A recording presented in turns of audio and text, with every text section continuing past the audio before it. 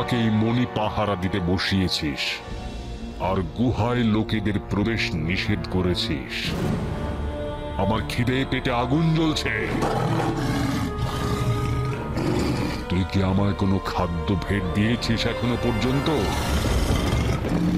রাত গড়িয়ে দিনের আলো ফুটতে চলল, কোনো খাদ্য না দিলে আমি তোকেই খাবো। দাঁড়াও পশুরাজ হুঙ্কার, এই গুহায় তোমার শিকার প্রবেশ করেছে।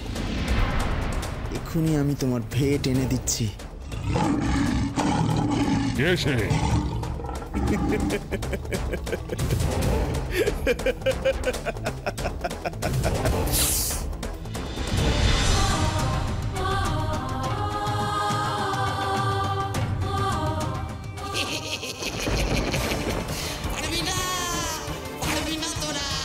মরবি মরবি, আমার মতো মরে ভূত হবি।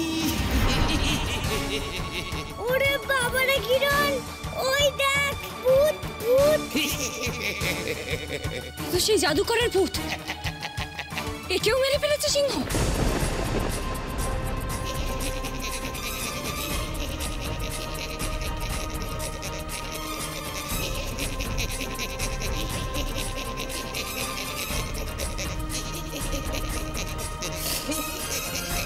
মরবি মরবি তোরা, তোদের পচা গলা দেহ পড়ে থাকবে এই গুহায়।